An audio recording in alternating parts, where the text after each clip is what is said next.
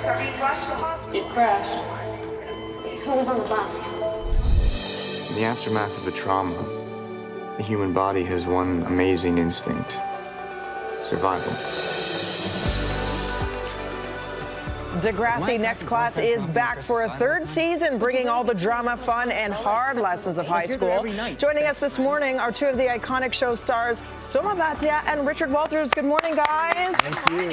Thanks for getting up, because class is in session tonight at 10 p.m. So let's talk about that cliffhanger and how it ended in season 2. Well, it ended with a big bus crash, which is probably one of the most dramatic cliffhangers we've had yet. Yeah, I would argue that too, yeah. Which kind of gave a really dramatic start to season 3, and people are saying that it's our darkest season yet. My gosh, can you talk about what happens? Like, let's hope there are no casualties.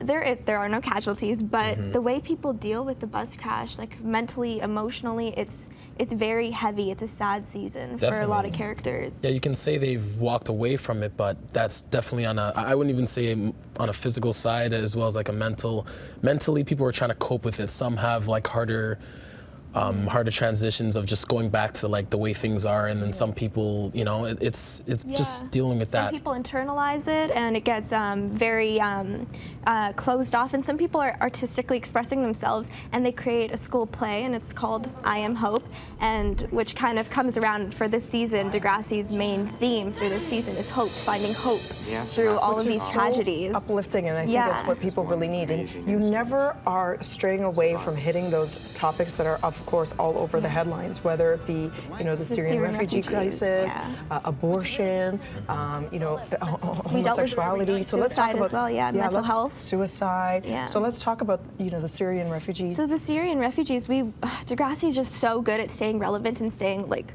on top of what is in the news, especially with what's going on around the world. And it's just reflecting the demographic of Canada, that so many refugees are coming into Canada, and we have to show that in Degrassi because it's what's happening right now. And it's really nice to see the hope that they have coming to a new country, finding themselves, being able to discover themselves and not be worrying about war, just being focused on being a teenager. Yeah, and it's something that I think everybody can relate to, because you are one of those people in that school, and yet you have to always talk and be aware of the issues that are happening around the world, and it does that beautifully. Also, I love the episode that I screened, looked at, and I never thought about it. You know, when I was in school, you'd pass a note, maybe 3 people would see it. Now, you send out a text or an embarrassing photo. The whole world knows it. The whole school. How do you even navigate as young stars yourselves with social media being what it is?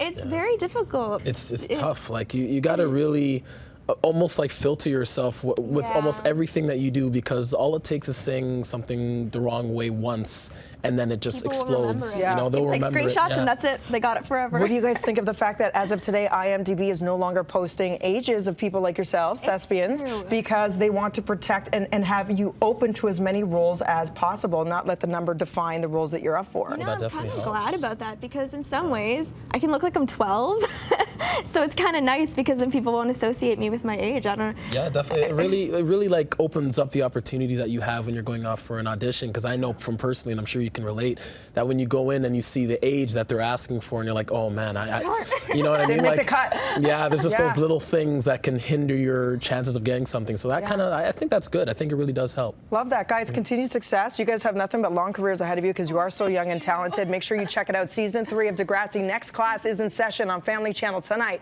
at 10 p.m. And all of the episodes from season 3, if you're into binge watching, they're available now on the Family Channel app. Just go to breakfasttelevision.ca. I know you guys have been hit up all weekend with Twitter notifications, because people have been binging. Oh yeah. They already want the next season. Yeah, I was just telling you that my phone just died in the middle of it. Yeah, so they're like, season 4, please. You're like, we're exhausted. Give us a second. It just came out We the got other to day. film it. Thanks so much. Right now, over to Kev.